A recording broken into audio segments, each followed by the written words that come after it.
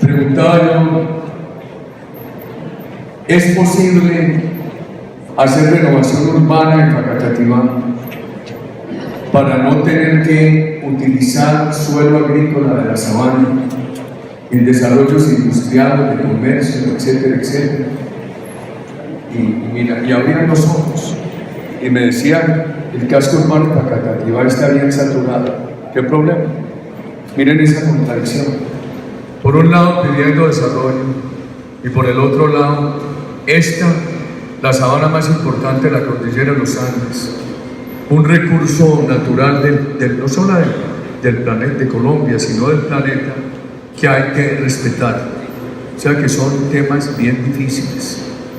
Sobre el tema movilidad, yo sinceramente creo, estimados precandidatos, que ustedes van a tener que hacer un esfuerzo para mostrarle al país un esquema de financiamiento muy agresivo y atípico. Casi que hablar con proveedores de equipos en el mundo y decirle, nosotros necesitamos que ustedes vengan, instalen los equipos, le den al país una financiación a 50 años o asuman una concesión a 50 años y sean capaces al mismo tiempo de financiar la infraestructura. Porque en estos días, viendo en una ciudad colombiana una solución de transporte masivo, me decían, sí, el proveedor de equipo nos los va a financiar, pero le presenta el 15%. El otro 85% del costo está representado en la obra civil, en la adquisición de terrenos, etc. ¿Y cómo vamos a financiar eso? Y la situación del país se ha venido deteriorando en materia financiera. Ustedes vieron esta semana el pronóstico de Standard & Poor's, la calificadora internacional, bastante preocupante. Yo creo esto, ahora se lo decía aquí a algunos periodistas, con mis limitaciones y defectos. Si el país en el 2010 hubiera continuado la política de austeridad, de promoción de la inversión, esa política ya había producido su expansión para hacer presencia en muchas partes de Colombia. Se propone una política de inversión como la que propuso el gobierno nuestro, donde empezó a darse en las grandes capitales, que en Bogotá, que en Barranquilla, que en Cali, que en Medellín. ¿Qué esperaría uno? Yo siempre decía, si esta política de inversión tiene sostenibilidad en el tiempo, va produciendo una ola expansiva. De Bogotá, esta política de inversión va saltando a la sabana, de la sabana a la ladera cundinamarquesa, de las grandes capitales va saltando que a Popayán, que a Pasto, que a Villavicencio, etcétera, etcétera. Pero no se permitió que la política de inversión, no se le dio el suficiente tiempo para que esa política fuera produciendo una ola expansiva y llegara a todo el territorio. ¿Y qué tiene que ver con eso con el empleo en la sabana? Con la necesidad de que la sabana, por ejemplo, tenga call centers, tenga proyectos innovativos de ciencia y tecnología, una cosa y la otra. Los candidatos nuestros han hecho un recorrido formidable en todos los foros especializados del país. Ayer personas que no están vinculadas con pasión a la política, como sí lo estamos muchos de nosotros, en mi caso, me decían que la mejor presentación en fase corta fue de los candidatos nuestros, en unos temas tan difíciles como el tema de seguros, el tema de pensiones, etc. Han hecho un gran recorrido, pero yo diría que todas las propuestas tienen una base. Por ejemplo, en mi concepto, la base de la propuesta económica, la innovación, la ayuda al emprendimiento de los jóvenes, el fondo Emprender, la educación, todo eso tiene que tener un fundamento. Un país que tenga una gran confianza de inversión. Yo le contestaba ahora aquí a un joven periodista, ¿cuál es la base de una política anticorrupción? Propuestas hay muchas. En mi concepto, la base de una política anticorrupción es la calidad humana de los precandidatos. Estos precandidatos no tienen un discurso oportunista contra la corrupción. tienen una vida de transparencia y han sido probados en esta difícil batalla, han ejercido la política sin equívocos. Es que a mí me preocupa mucho. Unos fueron en el 2014, se lanzaron a apoyar a Santos y a la FARC. No obstante que ya no se sabía todavía lo de Odebrecht, pero ya se sabía que la campaña Santos estaba apoyada por 2,5 billones de recursos de mermelada a los congresistas. Y les pareció que eso no era grave y se lanzaron a apoyar a Santos y a la FARC. Y hoy salen a rasgarse las vestiduras a decir que ellos son los candidatos contra la corrupción. No, por favor, en la vida hay que tener coherencia, en la vida hay que tener una trayectoria a largo plazo y toda política tiene que tener un fundamento. La política contra la corrupción tiene un fundamento en los seres humanos que la van a dirigir y estos precandidatos son una garantía. Yo les ruego a todos ustedes transmitirles a sus compañeros de trabajo, a sus compañeros de estudio, transmitirles a sus compañeros de deporte, a sus compañeros de tertulia. A mí me parece preocupante lo del país. ¿Por qué, queridos amigos? El país como lo lleva va poco a poco a ser una segunda Venezuela o simplemente a tener un desempeño muy mediocre en los aspectos fundamentales que no le permitirá salir adelante.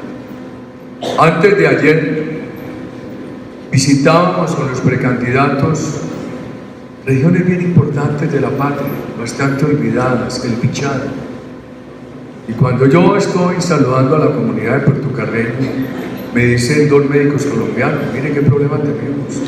Y allí esas poblaciones del frente, de Puerto Ayacucho, de Puerto Páez, Venezuela. Al frente está el estado de Apure, con una localidad que se llama Puerto Páez. Hay una localidad chiquita allá mirando uno al noreste del estado de Bolívar, que no recuerdo cómo se llama esa localidad.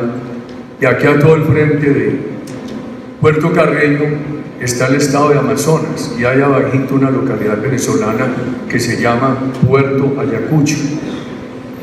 Entonces se me acercaba un médico y decía, ¿qué vamos a hacer? Los están desplazando nosotros. Si yo cobro 100 pesos por la consulta, aquí está llegando un médico venezolano a cobrar 20. Y enseguida se me arrima una señora, me dice, una señora joven, me dice, yo soy médica venezolana con especialización en ginecología. No recuerdo cómo se llama esa localidad. Y aquí a todo el frente de Puerto Carreño está el estado de Amazonas y hay abajito una localidad venezolana que se llama Puerto Ayacucho. Entonces se me acercaba un médico y decía, ¿qué vamos a hacer?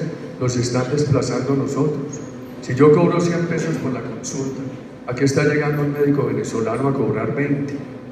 Y enseguida se me arrima una señora, me dice, una señora joven, me dice, yo soy médica venezolana con especialización en ginecología. Me estaba muriendo de hambre en Venezuela. Muchas gracias por darnos la oportunidad en Colombia. Miren qué problemas. Y esa economía que yo conocí en el pasado era igualita. A este lado del río Orinoco en Colombia o al otro lado de Venezuela, con una diferencia. Tenían infraestructura extraordinaria. Nosotros escasamente, río y aeropuerto. Allá una red de carreteras extraordinaria, etc. Nosotros hoy, nuestra gente por lo menos allí puede comer y tienen esperanza de vida, metas de vida. Al otro lado no ha sido desolación. Yo decía, ¿y por qué esto? Porque el Estado subsidiaba, está quebrado, no subsidia. Porque el Estado ya no le paga a los empleados públicos una suma que les permita tener un nivel de vida digno. Porque todas las actividades económicas se han paralizado. Al otro lado, pero un desastre. Yo decía, vamos a llegar allá, puede que no. ¿Saben cuál es mi única esperanza? Uno ya a esta edad haciendo unas reflexiones sobre muchas experiencias y mi observación de América Latina durante tantos años me ha llevado a destacar 2 condiciones en 2 países. Argentina es un país tan rico que no ha habido un mal gobierno que lo quiebre. Y Colombia es un país con una ciudadanía tan capaz que no ha habido un mal gobierno que la pare. Aquí la esperanza es la ciudadanía. Pero cuando uno ve esto en impuestos, en corrupción, en gasto público, en endeudamiento, el Estado mal, las empresas mal, la clase media mal, esa retención de salarios a la clase media, retención tributaria, o el tema del catastro. Es que el catastro, los avalúos han subido en un 496%, o la pérdida de capacidad adquisitiva de los sectores populares y la pérdida de dinamismo. Se habla mucho de la formalización de la economía. ¿Cómo la formalizamos? Se pueden hacer muchas cosas, pero volvemos. ¿Cuál es el fundamento para poder formalizar la economía? Fórmulas puede haber muchas, pero todas esas fórmulas necesitan el principio básico, como dicen los médicos. ¿Cómo llaman los médicos el principio fundamental en una medicina? Eso tiene un nombre.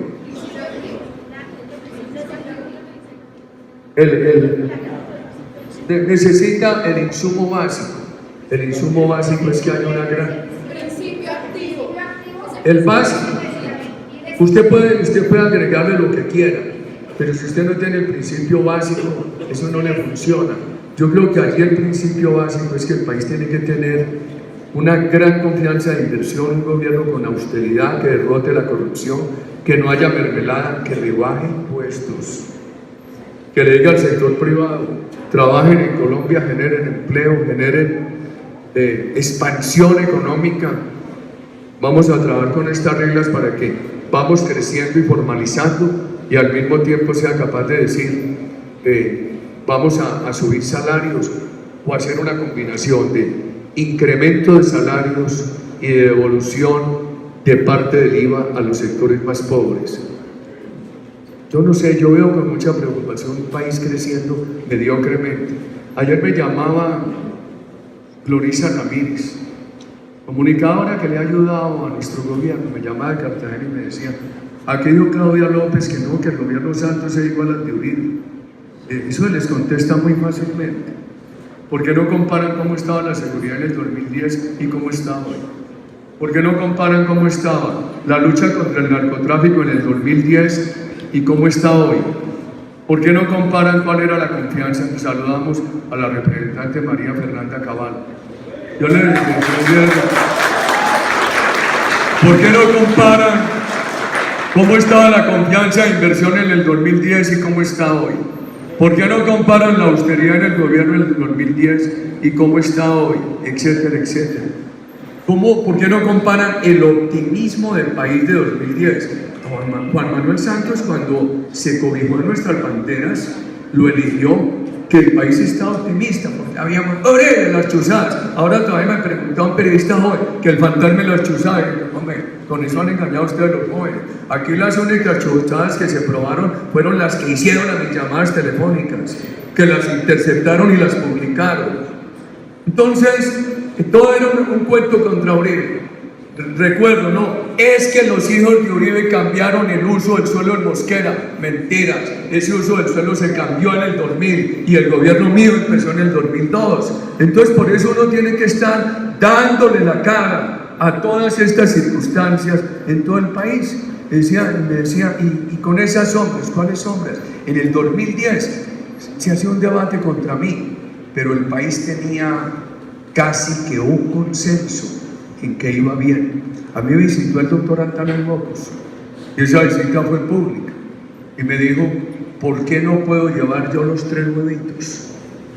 Qué pregunta tan inteligente. Y yo no sabía qué decirle, me puse a gaguear y le dije: doctor Antanas, con todo el respeto, yo no sé, es que yo creo que usted no cree en todos 3. Y me dijo: sí, ¿por qué no los puedo llevar yo? Yo fui muy prudente, él me hizo ese reto. Entonces me dijeron: ¿y qué decimos a la opinión pública? Yo le dije: no, yo le creo a usted. Sobre esta reunión, dígale a la opinión pública lo que usted diga. En efecto, él dijo una cosa veraz cuando salió de esa reunión. Y me preguntaron: ¿usted qué hizo en la reunión con el doctor Antanas Mocos? Que era el candidato que se enfrentaba a Santos. Y yo: no, lo que él diga está bien. Eso es para decir que el país tenía un alto consenso en 2010. Había una crítica política a mi persona y se inventaban de todo. Cuando yo decía, ya pudieron volver los periodistas al país, antes los mataban. O sea, sí, pero usted los chuzó. ¿A dónde está la chuzada? Ya pudieron, ya que están a salvo los sindicalistas por la política de seguridad del gobierno. Sí, pero usted nos quitó las horas extras. Mentiras. Hicimos un ajuste de recargos que ahora se ha corregido en parte por la crisis de empleo que ha habido. Sí, protegimos a Petro, tenía la misma protección que mi persona. A Piedad Córdoba decía, sí, pero usted le dijo terrorista civil. ¿Sería que le dije alguna vez eso? De pronto me zafó en algún rifirrafi, pero lo cierto del caso es que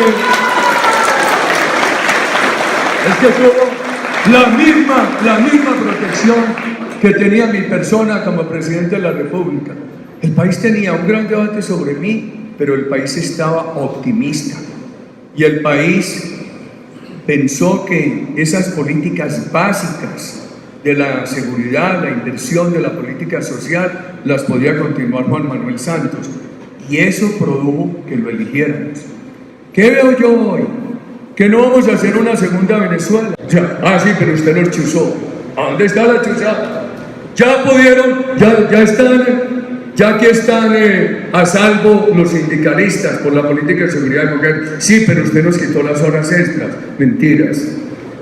Hicimos un ajuste de recargos que ahora se ha corregido en parte por la crisis de empleo que ha habido. Sí, protegimos a Petro, tenía la misma protección que mi persona. A Piedad Córdoba decía, sí, pero usted le dijo terrorista civil. ¿Sería que le dije alguna vez eso? De pronto me zafó en algún rifirrafi, pero lo cierto del caso es que tuvo la misma protección que tenía mi persona como presidente de la República.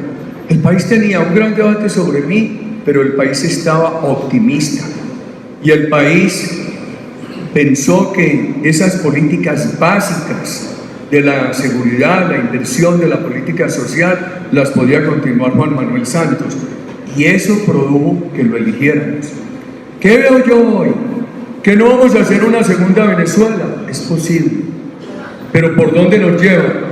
Por lo que sí nos llevan, estimados precandidatos, y ustedes que todos los días estudian, yo les ruego verificar esto. Nos llevan a ser un país de comportamiento mediocre, un país de un comportamiento mediocre en seguridad, un país de un comportamiento mediocre en narcotráfico. Aquí me escribía alguien, prohíban la dosis personal. Qué dolor ver este problema, el crecimiento del consumo de droga en todo el país. Un país con comportamiento mediocre en la inversión, en la política social. ¿Y eso a dónde nos lleva? Hombre, yo veo El Salvador. El Salvador hizo la paz, la celebró con voladores y platillos en el año 1993. No corrigieron esos acuerdos y hay que ver la depresión de la economía salvadoreña. Ese país con un comportamiento mediocre agudizó más los problemas sociales. Los partidos del establecimiento fueron incapaces de recuperar la economía salvadoreña porque no lo permitió el acuerdo con la guerrilla. Tenían 30.000 guerrilleros, hoy tienen 70.000 maras. ¿Y entonces qué pasó? El desespero social llevó a que en el año 2009 se eligieran gobiernos de la guerrilla. Y hoy está el segundo gobierno de la guerrilla en el ejercicio del poder y los militares en la cárcel. Y ese país está viviendo del dinero que les llega del extranjero, porque los salvadoreños que viven del extranjero transfieren a sus familias más o menos 4.500 millones de dólares al año, en un país de 6,5 millones de habitantes, país pequeño. Cundinamarca, ¿cuántos kilómetros tiene? Tiene 22.000, 18.000. ¿Qué dice el doctor Google? Démosle un aplauso a esta criatura que acaba de llegar.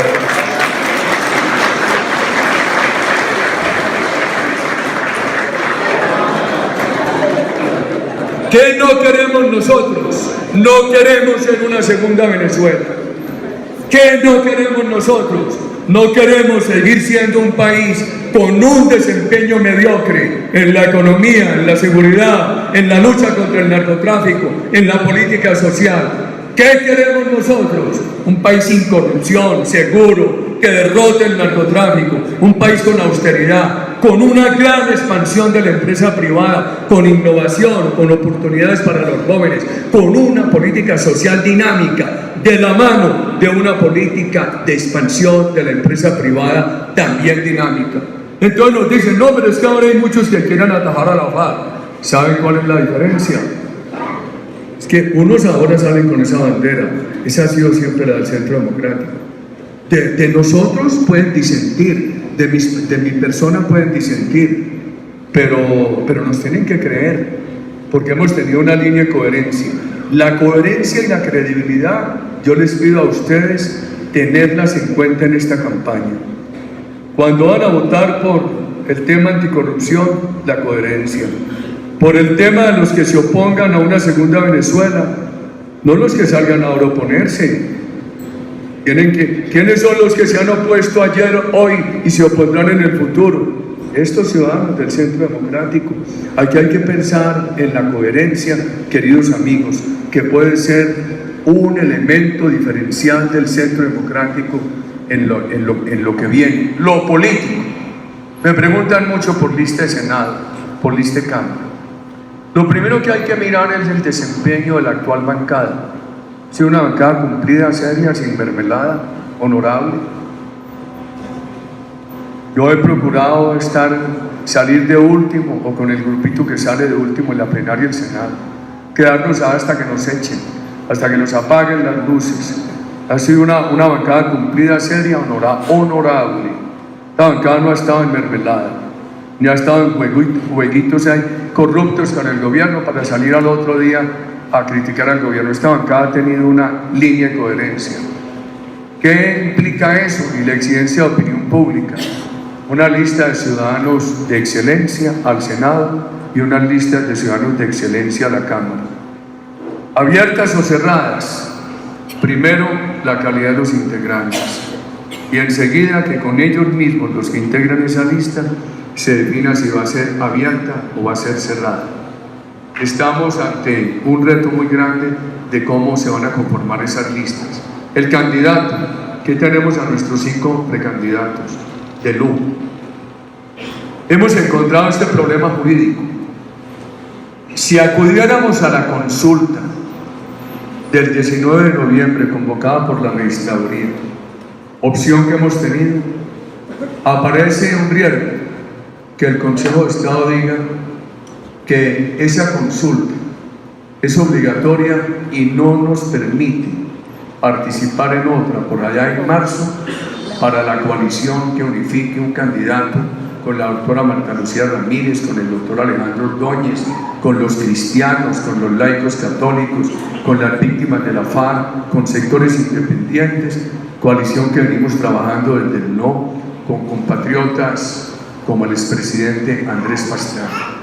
Entonces nos ha creado ese problema jurídico. En este momento se está en discusión con los mismos candidatos sobre cómo llegar al candidato único del partido. ¿Cuál es mi apreciación? Los 5 son de excelencia. Ahí tenemos la posibilidad de varios presidentes de la República. Aquí tenemos que bregar a que haya raspones pero no heridas.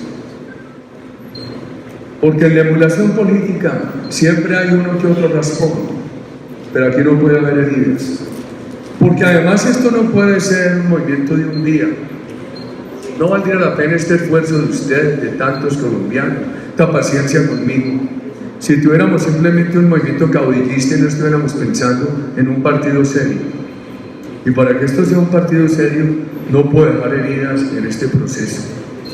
Entonces, tenemos muchos colombianos que nos dicen, candidato ya, pero también otro problema. Los candidatos también necesitan tiempo para que los conozcan, porque son de lujo, pero en muchas partes apenas los empiezan a escuchar por primera vez. Ayer me llamó alguien de Fede, ¿cómo se llama? ¿Fede Bolsa? ¿Fede qué? ¿Fede López? ¿Fede qué? Fasecolda, de Cartagena, y me dijo, yo no había oído estos candidatos del Centro Democrático, primera vez que los escucho, qué lujo de candidatos. Entonces, cuando apenas los están empezando a escuchar, Uno se pone ante este dilema: ¿cómo no tenemos un candidato rápido y cómo no damos tiempo para que el país los pueda escuchar y conocer? Las dificultades políticas que tenemos son muchas. Recuerden, nosotros tenemos una enseña que se llama la coherencia y la credibilidad.